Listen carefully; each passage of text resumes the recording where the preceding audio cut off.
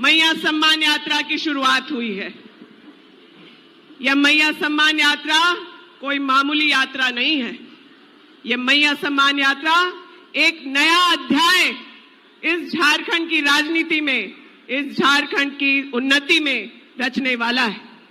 इस मैया सम्मान यात्रा ने सुनिश्चित करना है कि झारखंड की बहनों का आगे भविष्य क्या होना है।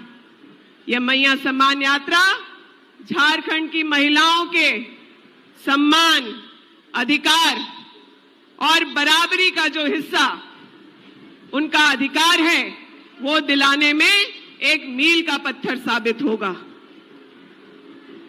महिलाएं अपने घरों में अपने दायित्व को पूरा करती रहती हैं, परिवार को देखती हैं, अपने बड़े बुजुर्ग को देखती हैं, बच्चों को संभालती हैं। अब महिलाएं घर से निकल के शिक्षित होकर रोजगार, व्यवसाय, नौकरी भी करती हैं।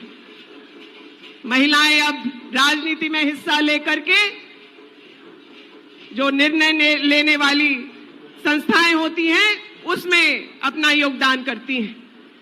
और अगर कोई विपरीत परिस्थिति हो तो घर से बाहर निकलकर किस तरीके से मंत्रालय संभालती हैं और कैसे विधायक बनकर के, एक चट्टान बनकर के अपने पति के लिए, अब राज की सुरक्षा के लिए खड़ी होती हैं, वो इस मंच पर बैठी दो महिलाएं आपको दिखा सकती हैं। कि सिर्फ अवसर देने की बात है। हर वो महिला जो इस मंच पर है और मंच के सामने है, वो एक इतिहास रचने की ताकत रखती है। इस मैया को सम्मान देने का किसने काम किया? इस राज्य के यशस्वी मुख्यमंत्री आदरणीय हेमंत सोरेन जी ने दिया। झारखंड राज्य तो कब का बन गया, 2000 में राज्य का गठन हो गया, लेकिन महिलाओं के बारे में अगर कभी किसी सरकार ने सोचा, किसी मुख्यमंत्री ने सोचा, तो ये हम लोगों की महागठबंधन की सरकार जो हेमंत सोरेन जी के नेतृत्व में है, उन्होंने सोचा। मैं महिलाओं से पूछना चाहूंगी कि आपने महसूस किया कि नहीं कि अगर आपके बारे में किसी ने सोचा तो आदरणीय हेमंत सोरेन जी हैं। अगर आप ऐसा सोचती हैं तो दोनों हाथ उठा करके अपने उस भाई के लिए समर्थन दें जिसने जेल जाना मंजूर किया, लेकिन आप लोगों के मान सम्मान से समझौता बिल्कुल नहीं किया। ये मैया सम्मान योजना में से लाखों महिलाओं को पैसा उनके खाते में जाने लगा, खटाखट खटाखट खटाखट। लेकिन किसके पेट में सबसे ज्यादा दर्द हो रहा है? वो भाजपा के नेताओं के पेट में दर्द हो रहा है। झारखंड आते हैं तो उन्हें डर सताने लगता है कि महिलाओं को क्यों सम्मान मिल रहा है, लेकिन जब कश्मीर में वोट मांगने जाते हैं तो वहां पे मां सम्मान योजना की घोषणा करते हैं। ये दोहरी नीति महिलाएं अब नहीं बर्दाश्त करेंगी। कल्पना जी कह रही थी कि इस राज्य में कोई योजना की घोषणा होती है तो पीआईएल वाले लोग निकल के आते हैं, और आप विश्वास मानिए उन पीआईएल वालों को बोरे भर भर के पैसा अगर कोई देता है तो भाजपा के लोग देते हैं। युवाओं की नौकरी अगर होने लगे तो पीआईएल कोर्ट में जाकर के उसको रोकने का काम करते हैं। महिलाओं को पैसा मिलने लगे तो पीआईएल, लेकिन यह पैसा जो महिलाओं के सम्मान में आदरणीय मुख्यमंत्री जी ने दिया है वो कोई ताकत नहीं रोक पाएगी। मैं इस बंसीधर की धरती पर खड़ी हूं, मैं महिलाओं से वादा करती हूं, वचन करती हूं और उनसे भी वचन चाहती हूं। हेमंत सोरेन जी की सरकार वापस पूर्ण बहुमत से ज्यादा बहुमत से आएगी तो इन पैसों को जरूर बढ़ाया जाएगा। 1000 रुपए को बढ़ा करके इतने पैसे आपके खाते में डाले जाएंगे कि आप एक सम्मानजनक जीवन जी सकती हैं। महिलाओं के लिए हेमंत जी ने क्या किया है ये तो सभी जानते हैं, पूरे देश विदेश में चर्चा हो रही है। लेकिन आज इस मंच पर जब मैं खड़ी हूं और मैं जब कल्पना जी को सुन रही थी तो मैं सोच रही थी कि हेमंत सोरेन जी की सरकार की सबसे बड़ी उपलब्धि क्या है जिसकी कोई बात नहीं कर रहा। याद कीजिए जब 2000 में राज्य का गठन हुआ था, दूरी बढ़ाने वाली ताकतों ने, समाज का विभाजन करने वाली ताकतों ने यहाँ पे आदिवासी मूलवासियों का झगड़ा सुनिश्चित किया था।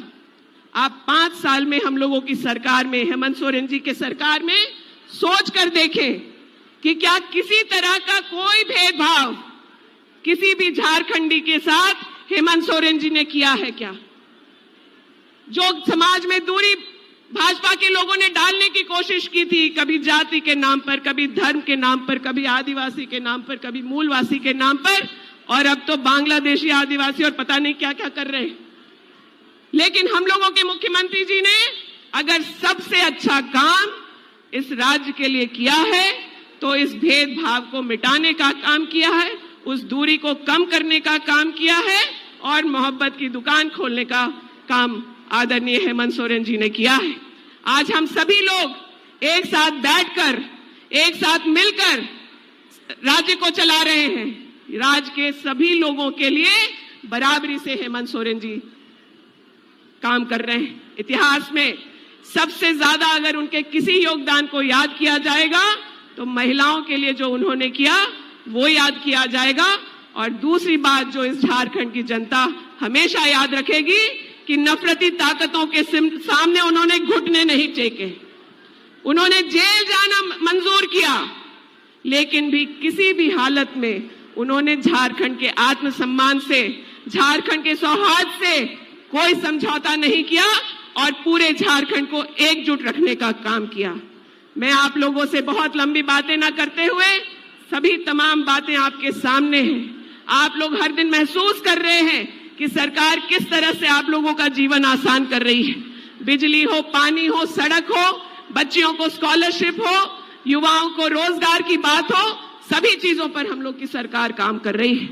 इस एहसास को आप लोग जरूर याद रखेंगे और आने वाले चुनाव में जिन लोगों ने हम लोगों के इस झारखंड को बांटने का प्रयास किया, उन लोगों को कड़ा से कड़ा जवाब देंगे। मैं खास करके यहाँ महिलाओं से कहना चाहूंगी कि बहनों, कोई नहीं सोचता हम लोगों की आर्थिक शक्ति को बढ़ाने के लिए हम लोगों के मुख्यमंत्री जी ने किया है। आपने वचन देना है कि आप उन्हें वापस लेकर के आएंगी और मैं इस बंसीधर की भूमि पर, बाबा बंसीधर की भूमि पर यह वचन देकर के जाती हूं कि आपके इस राशि को जरूर बढ़ाया जाएगा। तो आप वचन देती है ना कि फिर से हेमंत सोरेन जी मुख्यमंत्री बनेंगे? दोनों हाथों को उठाकर मैं बहनों से कहूंगी, ये जिम्मेदारी खास करके महिलाओं को लेना है, क्योंकि हम लोगों के लिए सबसे ज्यादा काम हुआ है। इस वचन के लिए मैं आप सब लोगों को धन्यवाद, आभार कहते हुए अपने वक्तव्य को समाप्त करती हूं। जोहार, प्रणाम।